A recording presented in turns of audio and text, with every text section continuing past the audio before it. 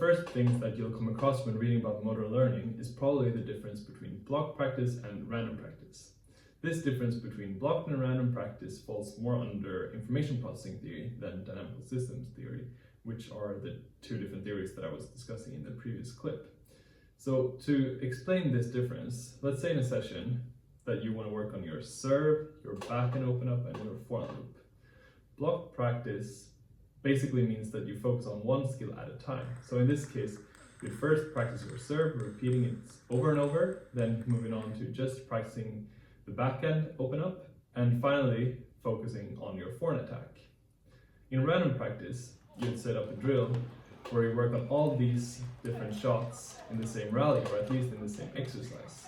What you should aim for in a training session is that what you practice on shows up later when you play a match, when maybe your boyfriend or your family or the national team coach is watching, because that's really when you want to shine. And one of the most important things that research has shown is that there's a difference between performance during the training session and actual learning. Performance during the training session simply means that you're doing well during the session and possibly better throughout the session.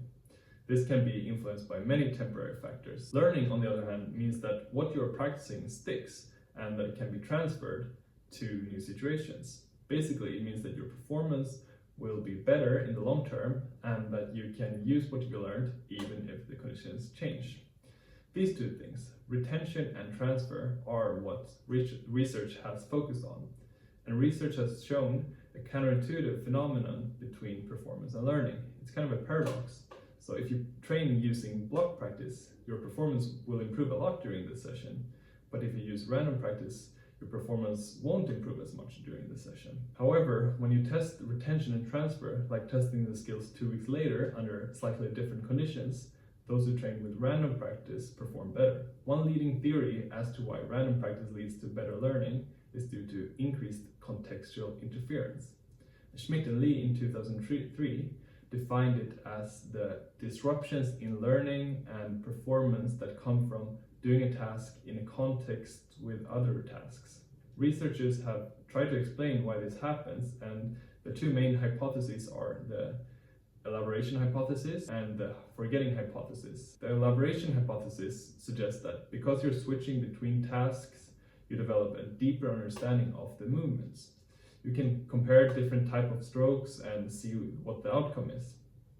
The forgetting hypothesis suggests that you forget the motor program for movement A to be able to do movement B.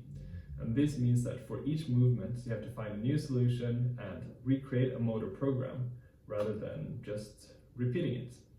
This process of coming up with new solutions lead to stronger learning according to the forgetting hypothesis. The difference between blocked and random practice is about varying between different types of shots or not. But there are also differences within a type of shot. For example, you can play a backhand loop with different level of force.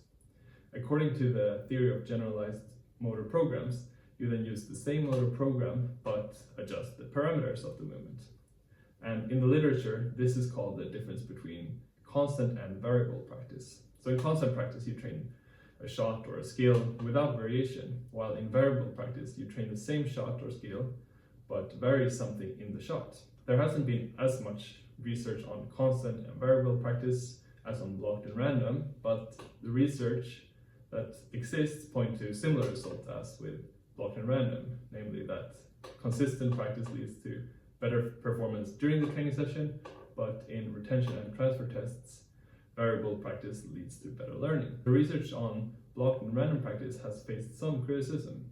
For example, some say that certain experiments conducted haven't involved complex movements and that the tasks are simple in design, so introducing variation might lead to higher motivation and therefore better learning. Regardless, it seems clear that more variation in practice leads to better learning, even though it might not feel that way during practice. Based on these insights, we should aim to introduce a lot of variation in our trainings. Instead of hitting the ball diagonally against each other during warm-up, we should introduce more variation. It would be more effective to do exercises where shots are mixed up rather than hitting many forehand topspins in a row against back and block. Instead of repeating the same serves during service practice, we should constantly mix between short, long, and different spins when we serve. And instead of looping at the same tempo during drills, we should always vary the spin, speed, and placement. As I said in the previous clip, the ecological approach differs from the information processing approach, and naturally so also on the view of practice structure. The ecological approach does not focus on rigid training structures such as blocked and random practice and its benefits and drawbacks. It instead focuses on the athlete's ability to adapt to tasks and its constraints. This approach also strongly emphasizes that skills lies in the interaction between the athlete and the environment, which means that the athlete needs to be able to perceive and act on affordances. In other words, taking information from the environment, information such as how the opponent hits the ball, how they move for their next shot, and so on. And what is important then is to act based on this information and organize your body in an effective way. So the focus isn't really on whether we practice one shot at a time or whether we mix up shots. The focus is rather on setting up a task and environment where the player has to bring out effective movement solutions. So this ties into what I mentioned in the previous clip, which is the constraints-led approach, or CLA. And the basic idea is to put constraints on either the environment, the task, or the individual, and thereby promoting some adaptation or new or improved behavior. And what is a constraint then? It could be almost anything.